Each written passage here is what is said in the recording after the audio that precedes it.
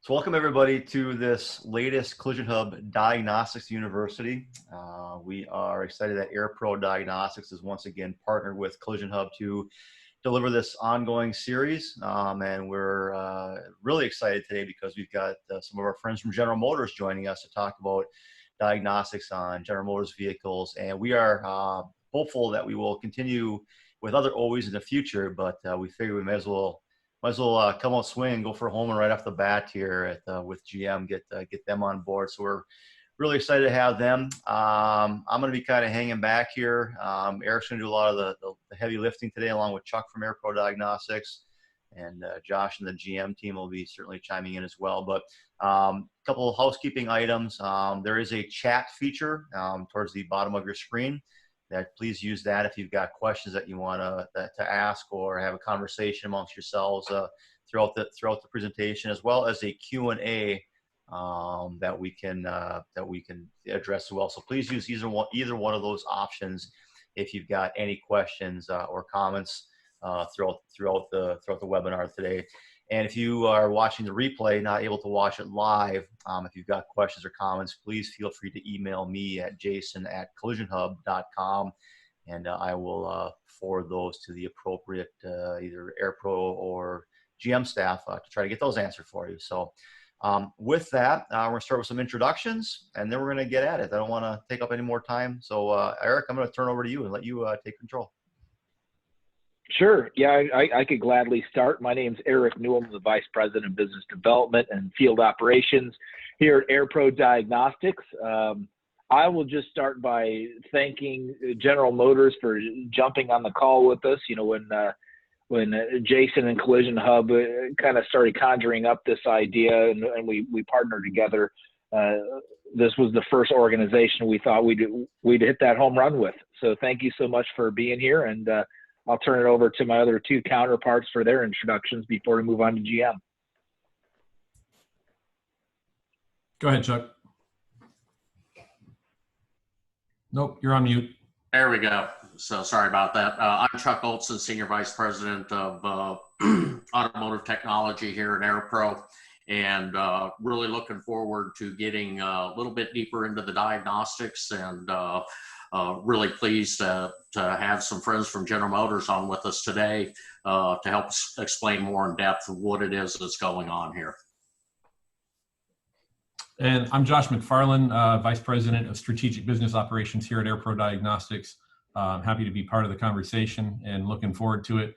And just thought I'd mention, obviously, our GM partners in this discussion are at a GM facility today, and they're doing the responsible thing with their PPE, and just thought I'd mention that the AirPro team, we're all working from individual offices and working from home and that sort of thing. So we're doing our thing as well, but didn't want to look irresponsible by comparison. So appreciate you guys participating. Yep. So thanks, Josh. Yeah, I'm Jeff Flood. I'm with General Motors Customer Care and After Sales Engineering. We're the technology group that works on the service tools for GM vehicles worldwide. My area is I'm the manager of diagnostic strategy, and I work primarily with the scan tool team. That's GDS2 for the General Motors scan tool. The MDI2, those of you who've seen our device that we plug into the vehicles. TechLine Connect, TIS, the electrical service information development, and the service programming system we use to program our vehicles. So my background is as a diagnostic technician many, many years ago. And primarily I work with scan tool and service programming issues today. That's kind of my area. All right, good afternoon, everyone. Mark Schlachta, GM engineer, and my primary responsibility is working from a collision repairability standpoint. So we will take a look at vehicles and math, just strictly the CAD data, take a good close look and see how we can add advanced serviceability of design for collision repair. And we all have different, there's quite a few of us, we have different programs. My main responsibility is the truck programs. And Mike, you can go ahead and finish up. Thanks, Mark. My name is Michael Grice with General Motors service engineering as well. I do share the same similar duties that Mark just explained, working with the product development teams to create serviceability in the design of the vehicle, and also determining the parts that come in the box, as you would say, when they reach a dealership or a independent service facility. We do have multiple people that have different platforms, and I currently work with the Corvette, the Omega, the 01SL, Cadillac CT6, and future BEV programs as well.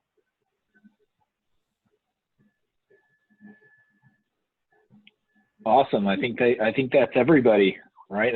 Appreciate everyone's participation, because I know it's a lot of times difficult to step away for an hour, as busy as we all are. So I really appreciate it. Being in the diagnostic space here at AirPro Diagnostics, one of our main focuses is pre-collision repair diagnostics and post-collision repair diagnostics. So one of the questions we had, and we get it from our customers so often, is why are pre and post diagnostics so important to General Motors? Yeah, Eric, so from our point of view, it's really important to know what you're working with when it comes into the shop to start off with. And so we always start with a basic understanding of what the state of the health of the vehicle is from an electrical point of view. And typically we get that from DTCs and fault indicator lights on the vehicle. So we want to know what the state of the vehicle was when it comes in. Just like no matter what you go to the doctor for, they're always going to take your temperature. They're always going to weigh you and all that. See if you grew any shorter than you were last time there, that kind of thing. So we start off with that baseline, and then we use the information as we go through the diagnosis to understand, are there faults that we're introducing into the car as we go through the course of the repair. Sometimes you disconnect things, you plug things back in, and new DTCs and new faults occur. And so we monitor that through the procedure. And you only really know what you've got if you knew what the vehicle was like when it first came into the shop. And then finally, of course, the reason for the post scan is pretty obvious. It's to ensure that the vehicle is in fact fully fixed before you provide it back to the customer. So in a lot of our cases, things like ADAS calibrations and things like that need to be done. If they aren't, in many cases, we'll set DTCs to let you know that there is a fault that needs to be resolved. So it's that final scan that's used to really ensure that you're giving a good quality repair back to the customer. Yeah, that's great feedback. And just out of curiosity, from a General Motors perspective, if there's no indicator light on the dash or any kind of visual indicator to the end user, does that mean there's nothing wrong with the car? Oh, absolutely not.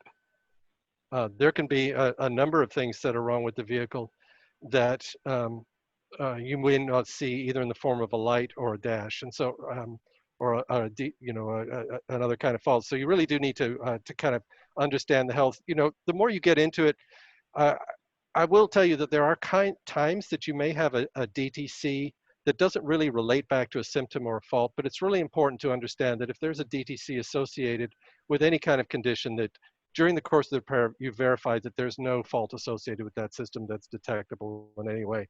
But I was just working on a car day before yesterday that when I started it up, it had no issues at all. But when I hooked a scan tool up to it, I could immediately see that there was a fault in one of the driver assistance systems. But the customer wouldn't have known. That's great feedback. And for those on the computer, you'll see that we actually have your pre and post scan of collision vehicle position statement on the screen for people to review. I know Josh and I were talking the other day about some of the benefits of doing these pre and post diagnostics from a collision repair standpoint outside of the repairability of the vehicle. Josh, I know you're pretty passionate about it. So what are some of those benefits? From my perspective, I think it's important that and Jeff did a really good job of summarizing all of this. But I think the pre-scan or the inspection scan, what it really does is it allows you an opportunity to isolate what the condition is of the vehicle upon arrival. And in doing so, you're not just isolating the issues that may be related to the accident or the damage that led to the vehicle showing up at your shop, but you're also having the opportunity to isolate any of the things that might have been pre-existing, conditions that have been there for some number of time. We all know that, every single fault does not always store, history information, key cycles, date, time stamp, mileage stamp, etc. But when they do, that's just one more thing that you've got as data in the folder for this job that is going to help you in the long run. And as Jeff put it, perfectly, at the end of the repair, what you want to do is you want to make sure you've got this vehicle back to pre-loss condition. You want to make sure that you've got this vehicle ready to return to the customer and safe to use, et cetera, so that as it goes back out on the road, it's going to perform as intended. That last point is so crucial. It's something that I say often is the vehicle has to operate as designed by the manufacturer. I just leave it as simple as that. That's what we want to make sure of. So when we're doing these pre and post diagnostics, why is it so important? Because General Motors has the stance and it's pretty specific. Why is it so important that the software and the tool is directly connected to the vehicle, resident to the vehicle, while performing these diagnostics? Sure. So I can answer that, Eric, from the General Motors perspective and from the GM perspective only. But I can tell you that our diagnostic scan tool, which is the one that we recommend because we know that it communicates with GM vehicles and we know that it can read all the data from the vehicles. It's not to say we don't appreciate other scan tools. We just know what we built, and we know that we built it for each one of our vehicle configurations. That tool, GDS2, is one that we designed to work on a laptop communicating to a vehicle communication device, whether it's a RMDI2 or another J2534 device, directly to the vehicle. So my only comment to that is that that's what we build it for, and that's how we test it. And that's the only way we know it runs effectively. We don't validate any other kind of operation or method of using GDS2.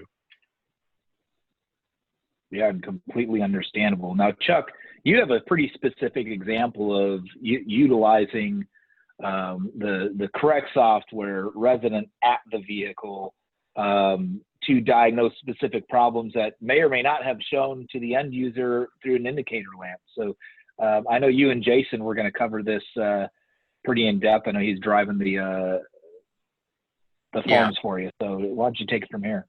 Yeah, so is what we got, we're going to kind of go over a case study of a vehicle that comes in from the beginning of the repair and some diagnostics that have to happen in the middle of the repair and some programming that takes place and using the tool. And this really shows the example of what the technician has to do on this vehicle. So this first document that comes up, this is one of our scan reports. And if you scroll down there a little bit, Jason, so we state the tool that is used on the vehicle. And our technician looks at multiple things. We're not simply pulling codes out of these vehicles, because there can be things that are going on that may have a pending code, may not have set a code. So there's critical data points that we look at on this vehicle. This particular vehicle had an airbag deployment. So if you scroll down a little bit further, so we show the measurements, the things that we looked at, and there's a lot of diagnostic trouble codes. It's it's kind of obvious where this vehicle was damaged. But if you scroll down a little bit further to the inflatable restraint and diagnostic module, you can see we got multiple codes in this. And the diagnostic tool is going to give you the diagnostic trouble code and the description. And our report and our technician, we add the information for the guys at the shop of this is what it is that you need to do about that.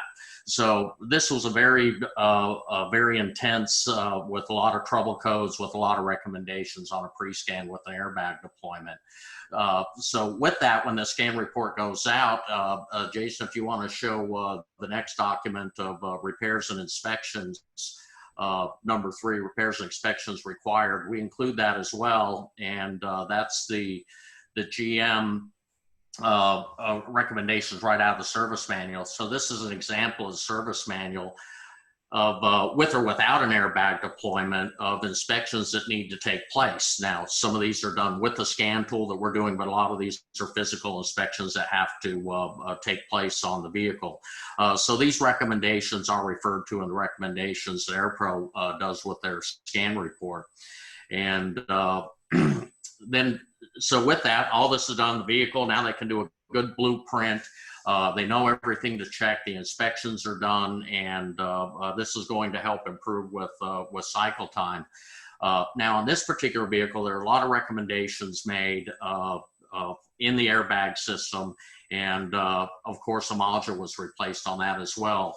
So, if you can go to the next diagnostic session. So, the repairs were done on this vehicle, and a request came into us, and go there to number 4. So now we had a different technician. So we had one technician did the pre-scan. He's a General Motors specialist, knows the system very well. And then this one, other technician, and right there on the top, we have 2 key points there that we found: high resistance of the driver's seatbelt retractor and the passenger seatbelt retractor assembly. And then down we have the recommendations to inspect and or replace those seatbelt retractors as necessary.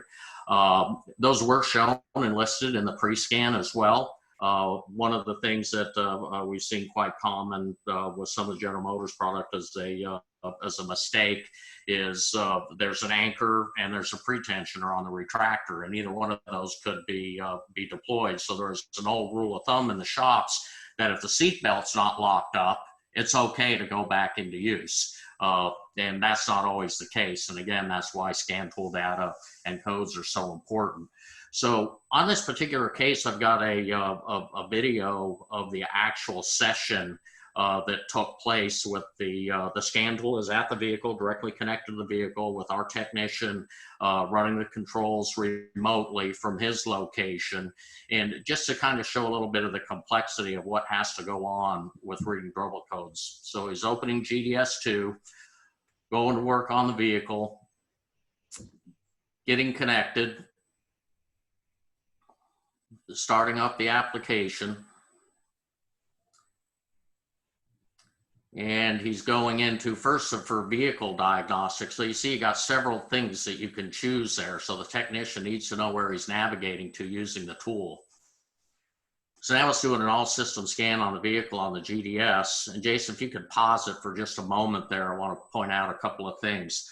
So over in the left column of using the tool, and again, our technicians are very proficient at that, but in the status column, we have the kind of the yield sign with exclamation point. That indicates that there's diagnostic trouble codes. Then we have a check mark that it communicated with that module. But the other things that are important, you go to video processing, headlamp control module, some of the others that we have the circle with a line through it.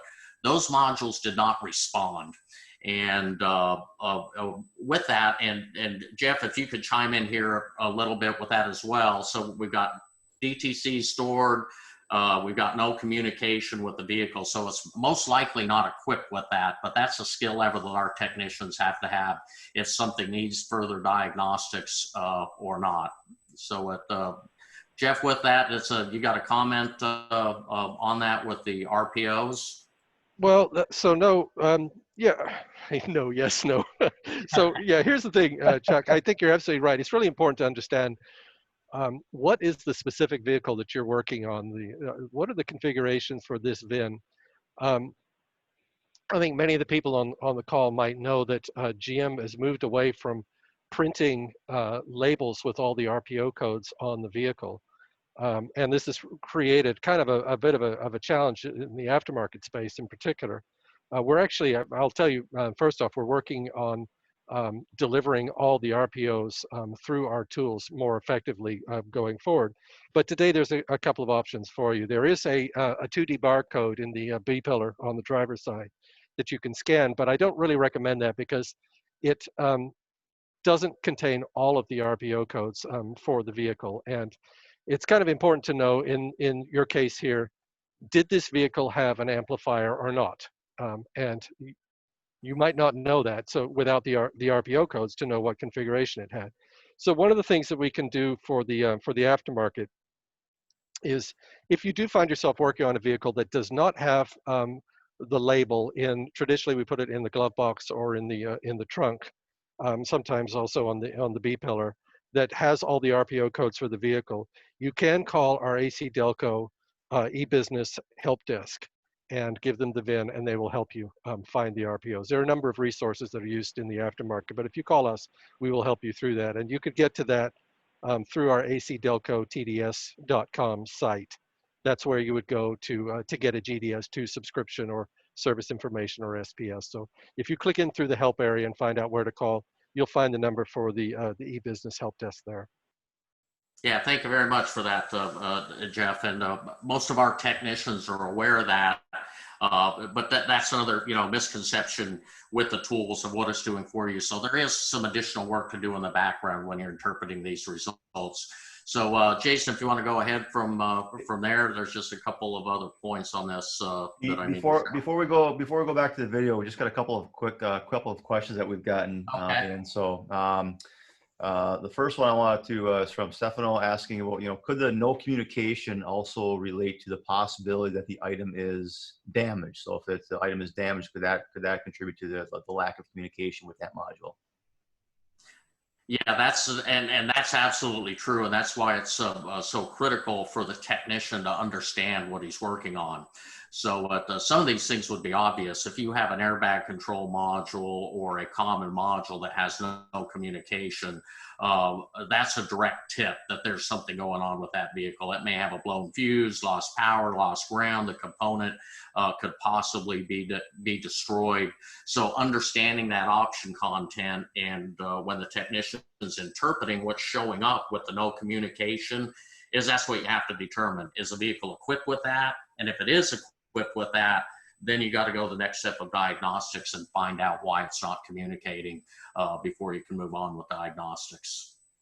And just to add to that, Chuck, if I can, it also may be that component is just fine. It's not damaged, but the network communication circuitry between it and what's reporting it as missing is damaged. So it doesn't mean necessarily the part's at fault, but there's some loss of communication to it. Yeah. It could be at a junction block or at a fuse center or something like that. That's in a totally different location than the component itself. Yeah. So the next one is a kind of a statement / question that are kind of related together. So I'm just going to read both these simultaneously. So Mark's asking, without any DTCs, I'm getting a lot of pushback on required inspections, especially the steering column. And Stefano's chiming in saying, when you send the document of recommendations, this is not an opinion-based document, but required services document supporting GM guidelines, ergo, and not up for debate or negotiation. Is that correct? That's a bit of a slippery one there, I think, maybe for the GM folks to answer, but certainly I think that, and I've been quite open with this over the years. Those word recommendations, I mean, those are service specifications. And certainly I think that you'd be best suited to follow them to make sure that the vehicle is operating as designed, as kind of Eric opened up with a long time ago. In addition to that, with regards to, not the inspections, not necessarily setting a DTC, well, very similar to the malfunction indicator lamps. Not everything's going to set a DTC, especially if it's a mechanical device that I'm looking at to inspect. If I'm looking at seatbelt webbing, for example, that's not going to set a DTC. I need to visually inspect that to look for that. So again, I know a little bit of a slippery slope potential for the GM folks, but certainly those service specifications when it comes to inspections would definitely be something that you want to follow each and every time. That is true. I would also like to, I will add this, that GM is currently looking at the definition of a collision, right? And what shops should be looking for based on airbag or non-airbag deployment, right? In other words, it's unrealistic for a shop to have to remove a steering column if they're refinishing the front fascia because a shopping cart ran into it, right? So we're looking, and there's multiple teams within GM that has to give buy-in on the definition of a collision and what warrants what type of inspection based on non-airbag and airbag deployment. So more to come on that. We're trying to get that done by the end of the year, and certainly get that out so that everyone is aware of the new requirement. That's Thanks, awesome. Mark. That's some good information. That was another question too, based on your requirements for hail damage. So I think that would be something to take into consideration as well. But yeah, I think a little bit of clarification on what a collision is would be quite valuable. We do have an anonymous attendee asking, can you show an example of the steering column inspection repair procedure? I'm going to refer you back to the Collision Hub series on steering column inspections. We spent a lot of time on that, so visit the YouTube page or the Collision Hub page and check that out. We've got a number of different examples from some different vehicle makers in there around that, and we will be doing some more education and training in the future on steering column inspections in the not too distant future. So we're going to focus on the diagnostic part today, but certainly I would encourage you, invite you to go take a look at the Collision Hub YouTube page for that. So with that, I think we're about caught up. So Chuck, I'm going to turn it back over to you and get your video fired back up.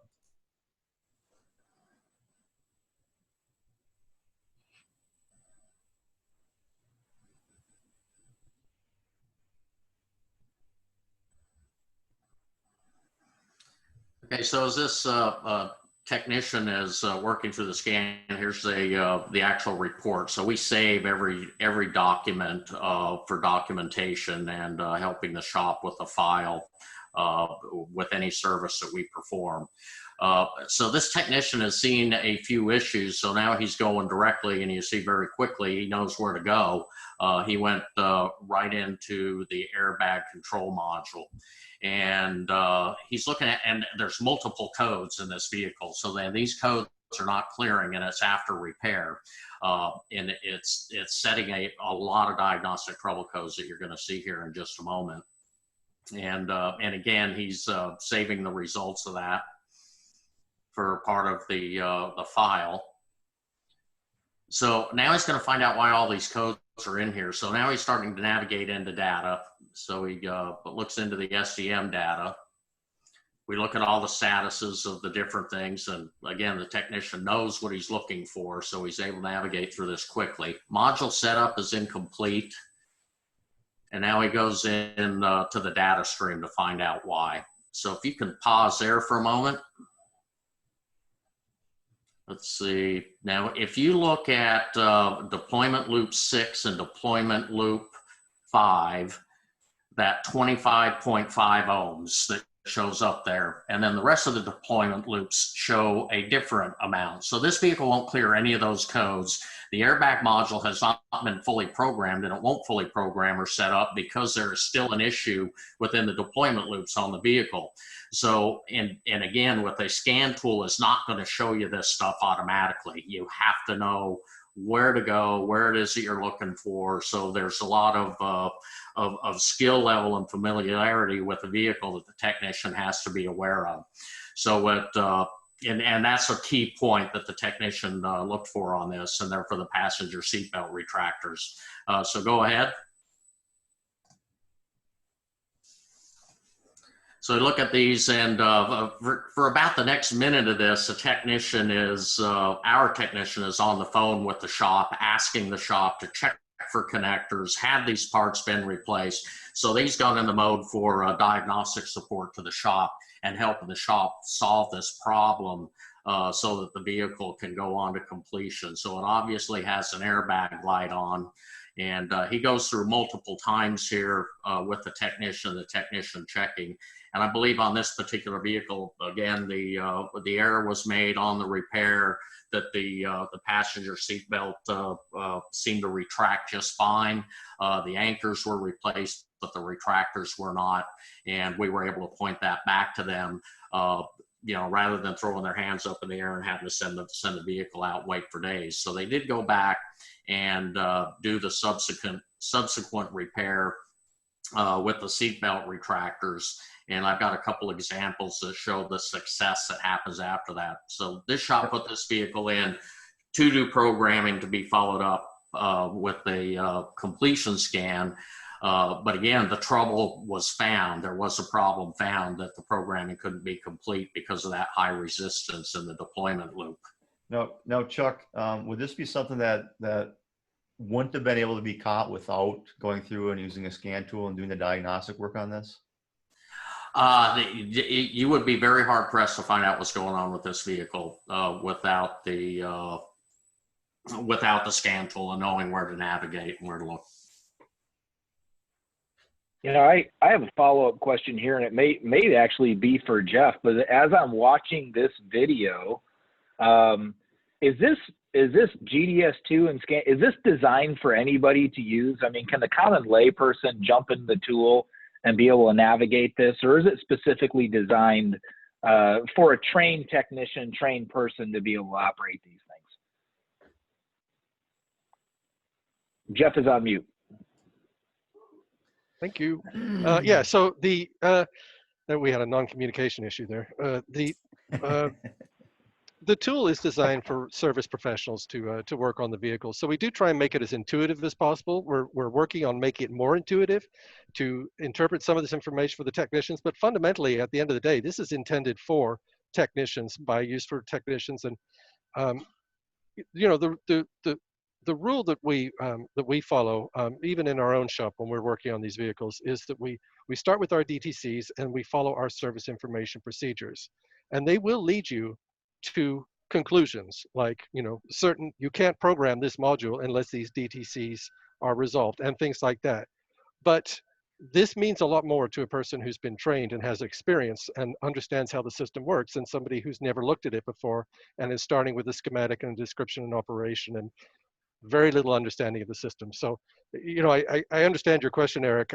Obviously, we design it for professional technicians. It can be used by people who don't know what they're looking at, but with limited results.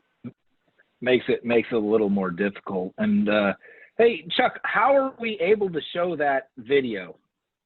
Where do we get that from? Yeah, so at when AirPro does services for a customer, and again the tools are at the vehicle, and with the remote desktop applications, we have the capability to record the actual screen session of what it is that's going on at the vehicle. And again, this is for the shop's protection. That's for the credibility and accountability of our technicians as well. So we can go back and review what happened on a certain vehicle. So let's say a vehicle comes back in 2 weeks and there's a question of what happened on that vehicle. So we have the capability to go back in and review all those documents that we save and actually watch the screen session. And that's where this recording, this screen session came from. This was an actual job that we had performed for a customer. Awesome. Yeah, that's great feedback. I think that's one of the benefits of using any remote diagnostic company for the collision repairs out there, is that, you know, we do have those specialists, you know, that have the ability to navigate, because that video went very quickly, right? Because he knew exactly what he was looking for and where to go. And to Jeff's point, you know, having that training surely helps get the better result in the end. And when using remote diagnostics, you have that specialist on the car. So that's a great example. And I will add on the screen recordings, our system, so that it's not recording hours and hours of idle screen, that it automatically pauses recording when there's no activity on the screen, and as soon as there's activity, it starts recording again. So a lot of those functions look a lot quicker than they are. But again, the technician does know exactly where he's navigating to, and to Jeff's point, the skilled technician operating the tool makes all the difference. Yeah. So in the interest of time, I know, GM, you guys came out with a calibration document that came out, I believe it was in July, and it was absolutely fantastic. I know, Jason, you did a video on it, but I'd like you guys to speak to that on what it is and why it's so important to repair facilities and the end users, and how it could help them. Sure. So we did put this together, as you say, Eric. We got this. We did really from our customers' feedback, and mostly from our aftermarket customers who were looking for, you know, understanding that, especially in the collision repair side, people are swamped with all makes, all models, and just a massive amount of ADAS-related information coming in. So the feedback we got was, help us understand what systems are on your car, which ones need calibration, how do I calibration, what are things I can look out for, and what do you even call these things? So we actually have all that information in our service information documents, but if you know and are very familiar with our service information, you can find it very quickly. If you don't, it might be a little bit of a bug hunt to find it. So we got a team together and we put all of this information into one document. You can get at this a couple of different ways, and it's really intended to summarize. Is we break it down into system descriptions, what these things are in English, not in pure engineering term, where the components are located, which ones need calibrations and which don't, and if you're having trouble calibrating something because it's taking a long time, some of the things such as the radars and some of the forward-looking cameras require certain things to be able to calibrate more quickly. And at the end of the document, we go through some of the things you can do to help it calibrate itself more quickly. Our preference whenever possible is to build self-calibrating systems and to not have to use a lot of targets.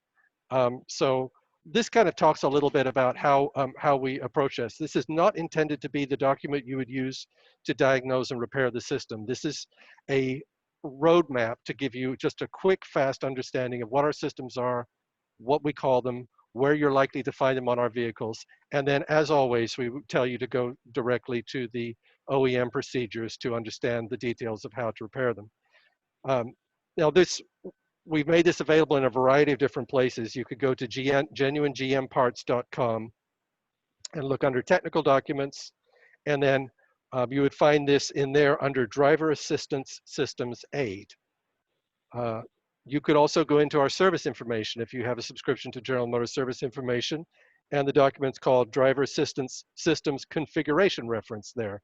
It's actually printed in the document in the main part. And it's a little bit quicker to navigate through. It's got a few little hot links in it. And then a third location that you can find it, which I highly recommend to everybody, is as you already mentioned, Jason did just a really great job of breaking down what this is. And if you wanted to look at it on YouTube, you could find out more about it from Jason's report on it, which is entitled Collision Hub Special Announcement from General Motors, and it's dated June the 30th, 2020. So any of those three sites can take you to where you can access this, and two of them you can get it for free. With SI, you'd need the subscription, but we make this document available to anybody. So that one seems more directional in nature to kind of point you in the right direction of whether or not you need to go hunting for the procedure. When they look at that and they find it needs a calibration, how often should they be re-pulling these procedures? If they just worked on the same vehicle last Thursday and did a calibration, they know by using that document needs the same calibration. Do they need to pull it a second time, a third time? How often do they need to be doing that? Absolutely, that's long been our view, and I could probably give you just a sort of a really boring lecture on the topic of why we feel about this, but it kind of comes from a number of reasons. This is the way we do it here, is we always start with what faults are on the vehicle, and then we look up the procedures, even though we wrote the procedures 25 feet away sometimes. We always follow them because, especially right now, there's such an acceleration curve with technology in vehicles that we're seeing. I know how side blind zone sensors work. When I was a technician, I used to kind of learn the hard way sometimes how to work on something, and then the next 5 vehicles that came in, I just do it from memory. We don't do that anymore because one side blind zone sensor in one vehicle may be a completely different supplier and set of electronics than from another vehicle.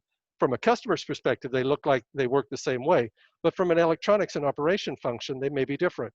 So we always, just like pilots when they fly you to on vacation, they always go through a checklist, even though they're trained on how to use the fly the aircraft.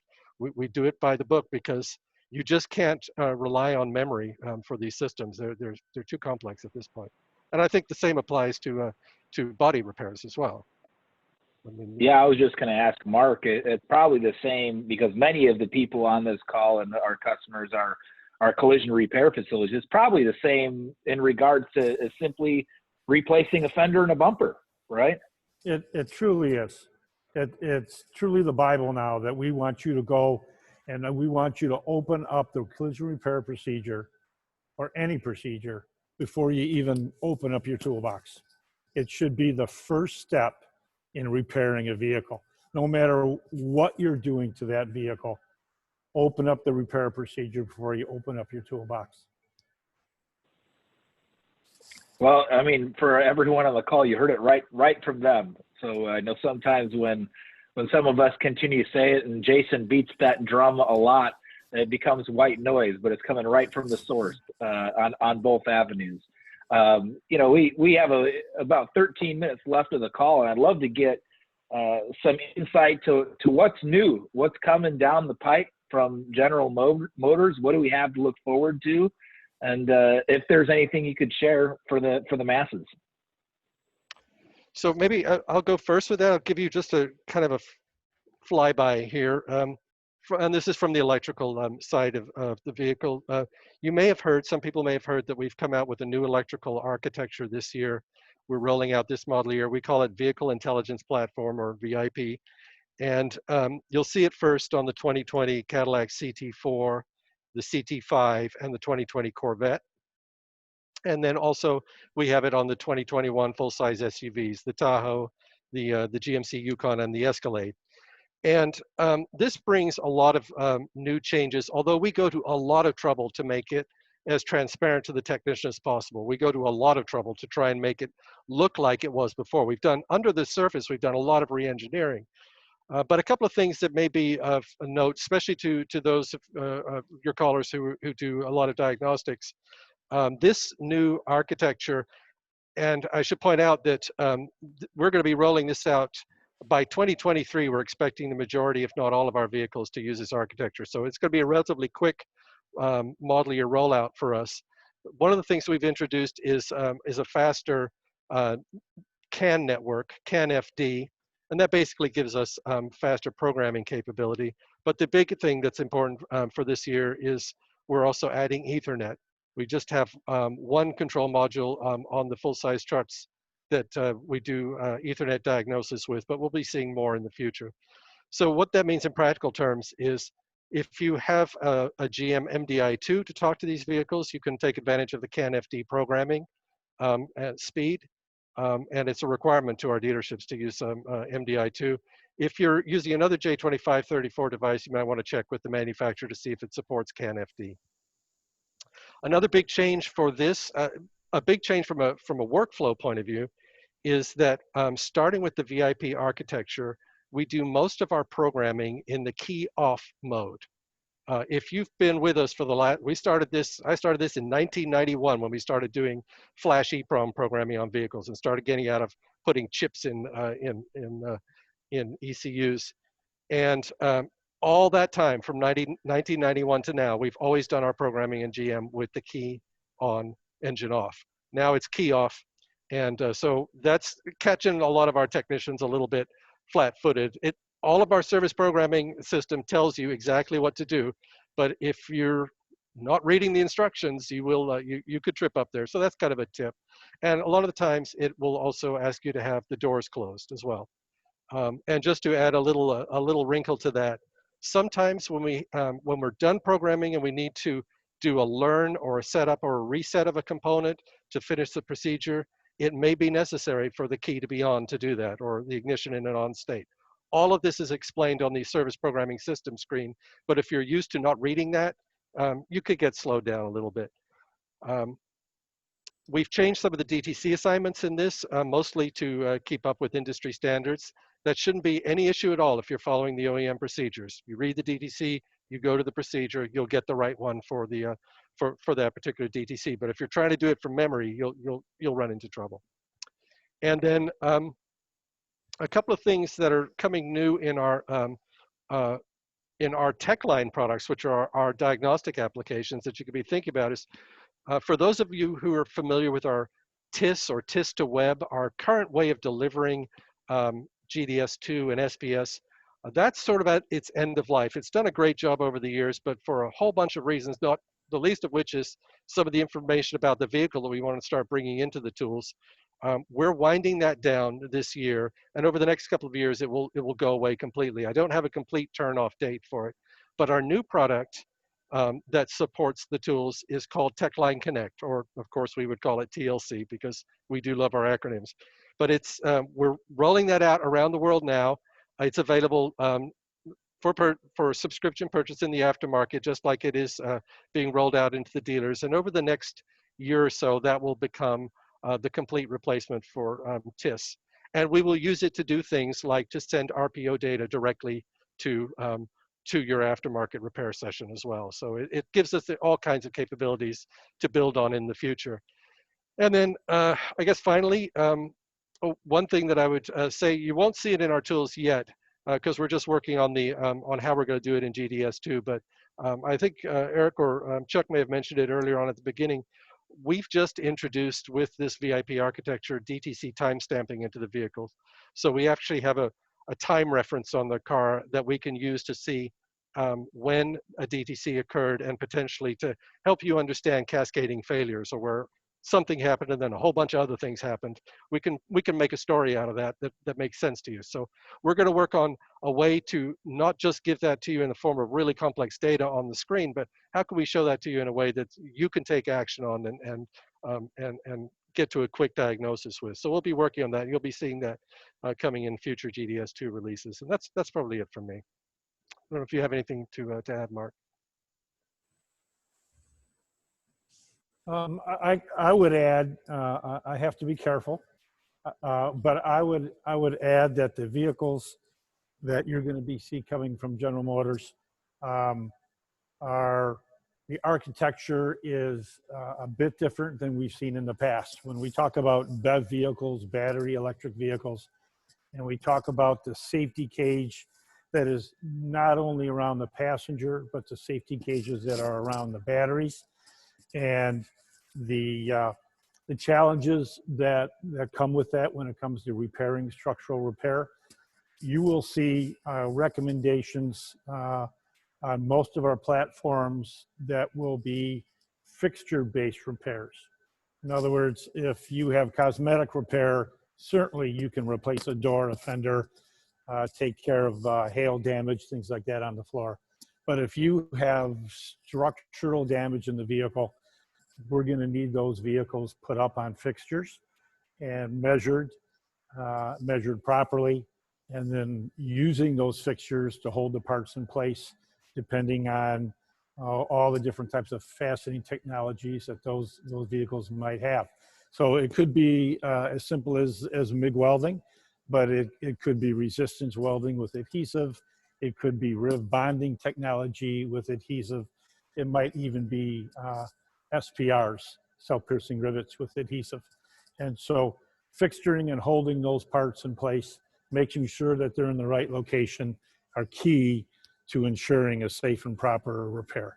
So we will see more fixture-based recommendations coming out of General Motors.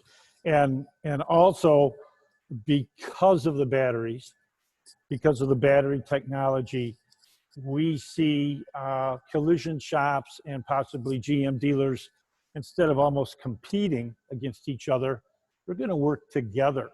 In other words, the special tools that it might require to remove a battery, inspect a battery, and make sure the integrity of that battery and the safe operation of that battery is secure, those tools are expensive. So we see a partnership where the collision repair facility might initially receive the vehicle, but it gets transported to a dealer to have the battery removed, right? And have all those safety systems, those electrical safety systems checked. The vehicle does ultimately get repaired at a collision repair facility. However, we want to see collision repair facilities and dealerships working together in order to repair the vehicle properly. Awesome. Yeah. Hey, Mark, you bring up a really good point about all this as well. And myself being a diagnostic guy, it's don't let me near anything what has to do with painting or straightening a vehicle. But that partnership between the diagnostics, the electronics, all the stuff we have to do, does put much more emphasis on getting everything straight and right before it gets to that point. So that's changed with all these new systems as well. So our partners that we work with the collision repairs, we are very reliant on them to get it straight so that the rest of the stuff that needs to be done, the programming, the calibrations, are successful. I would agree. It's the big picture, right? Everything has to be repaired properly in order for the vehicle to be repaired in a safe and proper manner. And that's where, just circling back a bit, where fixture-based repairs are going to be so key on structurally damaged vehicles. Great. Well, we got a few questions that have come in while we're going through a few things, so I'm going to try to catch up a little bit. One going back too much earlier. I apologize for missing the question originally, but are we able to locate the RPOs through the Auto Partners web pages as well? Who wants to take that? I can't answer that. I don't know, but what I can do is find out for you. Okay. Very good. There was a reference to self-calibrating systems. What exactly does that mean? Is that doing a road test, initialize a module? What is a self-calibrating system, and what does that really mean? Yeah, so that's one where the system is capable of calibrating itself. That's at the bottom of the document that I was referencing that you guys were showing a little earlier on. It actually talks about some of the criteria that are needed to self-calibrate some of those systems, and so there are certain kinds of roads and driving conditions which can do better than others. Typically, and I'm giving a very kind of a generic answer to this because you really have to, again, look at the specifics for each system that you're working on. But one of the things that we often try to do is say, okay, if we build a system that can self-calibrate, so if somehow it got into the customer's hands and it has a learning capability, it may still be possible to do it a lot more efficiently and effectively with a service tool. So you might be able to do a fast calibration with a service tool, and failing that, the system may still be capable of learning, but it will be in a learning procedure for longer, and it's basically the customer driving around that would do it. So, but self-learning essentially one is which, for instance, some of our sideblind zone radars don't ever need any form of calibration. They learn themselves as you drive around looking for certain things. Okay. Hey, Jeff, just from an end user perspective, you mentioned that the vehicle may make it back to the customer while it is still learning. In that instance, wouldn't the vehicle still be potentially not operational or unsafe while it's in the learn mode? Should this operation, I guess where I'm going, should the operation be completed prior to giving it back to the customer? Yeah, so this is kind of a specific situation, Eric. I think the important thing to understand is whether the vehicle is in a fault condition. We wouldn't under any circumstance say, let's build a system that would have a safety condition until it is learned, and say just go out and learn it. But what we could do is say, again, hypothetically, when the customer tries to engage adaptive cruise control, it will just say it's not available, and it won't be available until the system's learned. Now, is that not available because it hasn't learned, or is it because you didn't fix the car? The customer won't know, and if it doesn't ever become available, it's coming back to be repaired. So my preference, and what we do here, is that you never let a vehicle out the door without it being fully learned.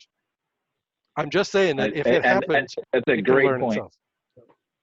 Yeah, that is a great point and an excellent perspective. Thank you. Okay, so I've got a couple questions here, kind of in the same vein a little bit. I'm going to alter the question a little bit, but just so just for the GM guys know this, we get this question quite a bit. It's not exclusive to GM, but what does General Motors typically do to communicate with their dealership personnel about required inspections and required calibrations? Because again, we quite frequently get, well, I called the dealership and they said I didn't need to do this, or it doesn't need to be done. What processes does GM use to communicate with dealers around both, again, the inspections, required safety inspections, and calibrations? Well, I can speak to the calibration side of it. And typically, we don't really do a lot of proactive communication. We don't send out a bulletin saying something happened between Tuesday and Thursday. What we do is we update our service information and our programming system every night, which is, reason number 132 why we go to the procedures. Yeah. Because we don't call them to say we just changed page 345. You need to read this new sentence here. So I know that's kind of a flippant answer to what you're saying here, but generally speaking, we don't do a lot of proactive communication like that. We do update procedures as we learn things, and then of course we do have things like TechLink, which we put out on the public internet, that we also use to communicate to dealers to be aware of. Hey, there's something that you've been used to for a long time. You need to take a look at a different way of doing it, or there's new information you need to be aware of. But typically, we don't have any kind of channels of information like that go exclusively to dealers and not anywhere else. Where I do see that you could potentially have a problem is if you're talking to somebody at a parts counter through no fault of their own. They may not that may not be the kind of information that they deal with on a daily basis. In terms of inspection procedures, I don't know if you have anything else to add to that. Currently, and it's pretty common sense, we want you to use all the information that's available in the service manual. And until such notice that it changes, that's what we want. That's what we want to have happen. Yeah. Yeah. And I think, I I think you both hit it right ahead. And Jeff, like you mentioned, it's the parts counter person is often the one giving those answers. And that certainly isn't your best source of information. So again, service information is important. And the other thing, and GM has done this, and I'll just offer it up once again. So anytime that General Motors wants to share information with the collision repair industry, Collision Hub is always available to help push that out, much like we did with your recent ADAS documents. So we've got a pretty broad reach. So I appreciate you allowing us to do that. And again, the offer is always there for future information. And Mark and I are working on another project right now to try to push some information on some other issues that we've seen. So I think staying in touch with Collision Hub and asking Collision Hub and getting involved with Picatech even is another way to do it. Just if you've got questions specific to GM vehicles, where you can always be that conduit to reach out to these folks. And just if I can throw this in real quick, I mean, maybe a best practice to consider there is if you are going to be in a position where the vehicle has to go back to the dealership and you want to avoid that situation. Jeff and GM team, would you agree that going in and getting the required procedures ahead of time printed out and taking them with you to reference what it is you need done is maybe a best practice that would help in that scenario? I think so. I mean, from my perspective, I also think, having a good established working relationship with the dealer that you work with goes a very long way with these kinds of things. Absolutely. Just trying to go through the notes here. Yeah, I think I kind of covered most of what we've got on here already. I apologize if I'm missing some stuff here. There's a few chats, a few questions that come in. So I think we're pretty close to caught up. There was one more question here. Not sure exactly where you're going with your question, Kyle, on the Ethernet. So maybe you can re-ask that one while we kind of go around here and see if these folks have anything else to add with regard, Kyle, to your Ethernet diagnosis question. Maybe you could ask a little bit differently because I'm not getting 100%. So I see one more question here, Jason, if you see it there at the bottom. It's simply, are all dealers required to have the space and train techs to do calibrations? And I don't know if that's something that you guys could even answer. So yes, it's funny, it's an interesting terminology thing. You talk to somebody like me and you say calibrations, and I'm thinking something else. So when we use this in the dealership environment, to us or to many diagnostic technicians, calibrations can be the characteristic software that's put into the vehicle based on the specific vehicle configuration for it. And I'm just using that just to point out that there's a couple of different ways that's referred to. But I mean, at a very high level, GM dealerships have certain training requirements that they're required to meet to work on any part of the vehicle, regardless of whether it's collision repair or high voltage electrical systems or complex infotainment systems, whatever they may be. And this is just a part of that too. It's kind of a flat answer, but that it is the case. Yeah. There was another question I did miss. GM often requires repairs to disconnect and reconnect the battery during many operations. Does GM currently plan on putting out a criteria per VIN for operations that need to be performed like they do for required inspection? So I'm guessing that means, you know, following battery reconnection, are there steps that are going to be required? I think is where Kyle's going with that one as well. So I'm actually going to, Jason, maybe pick up on the other part of the question, which was the per VIN part. And I can only tell you about our kind of a future strategy here. I can't really promise you any dates and timings, but I can let you know one of the things that we're looking at is taking our information in general, what we provide to the service technician, and making it more vehicle specific. So rather than have to answer these questions as to whether this vehicle has this RPO on it or that RPO before you start working, or what lighting schematic applies to this vehicle with multiple different RPOs on it, we're moving in a direction of wanting to show you the specific information and procedures for the actual VIN that you're working on. That requires a significant amount of technology investment on our part, but we're starting a journey to develop that kind of capability. So where I'm going with that is that our vision is to be able to give you, every time you look up a procedure, it's not one that could apply to every cruise that you're working on, and you have to figure out which RPOs it has on it, but this would be information that is tailor-made to the specific vehicle that you're working on that would specifically address things like these battery disconnect issues and anything else that's unique to a combination of features for that vehicle.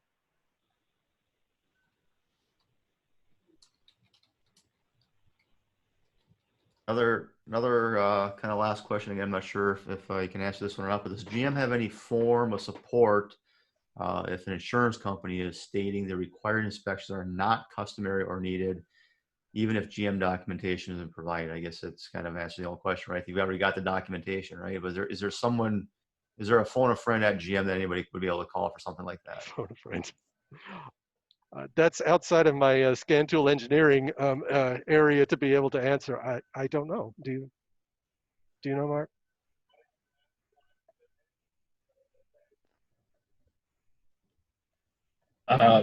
So I guess ultimately, if this question is stemming from the repairs and inspections following a collision, we definitely understand the feedback from the industry that it's on some minor instances or parking, shopping cart type damages, hard to say all these inspections are required. And like Mark had stated earlier, that is something that we are looking at addressing and defining what an actual collision is.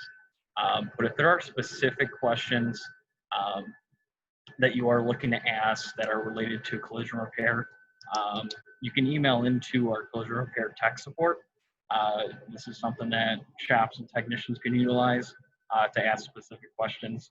That's going to be gmcollision.techsupport@gm.com. Again, that's gmcollision.techsupport@gm.com. Thank you for that, Michael, very much. And the other thing I would just kind of go back and say is, I mean, ultimately, as the repairer, it's our responsibility to make sure that we're putting that customer back in their car and that it's safe, as Eric mentioned earlier, that it performs as designed. And if we're not following those OEM procedures and inspections, that's on us, and we need to make sure that we're doing that. So I would just encourage you to, you know, do what you need to do with those carriers, but ultimately, again, we're the ones responsible for putting those customers back in their vehicle safely. So we'll always kind of default back to that. So with that, I'm going to kind of wrap it up here. I do want to certainly thank General Motors for their time today, and once again, thank AirPro Diagnostics for partnering with Collision Hub to deliver this valuable information. Again, we are thrilled to be able to offer this to the industry. And thank everybody for joining us and all the team of experts that we've got here. One thing that I didn't mention to GM and AirPro, you may or may not have been following the chats, but there's been several kudos to all for your help and appreciation on this. So I want to echo that as well. It's been time well spent, and we really appreciate your time today. And again, if anybody's got any questions that following today's presentation, or if you're watching the non-live version, please feel free to email me, jason@collisionhub.com, and we will try to get those questions answered for you. So really appreciate everybody's time, and hope you have a great rest of your day. And we look forward to seeing you on the next Collision Hub Diagnostic University. Thank you. Thanks, guys. I appreciate you. Thank you, everyone.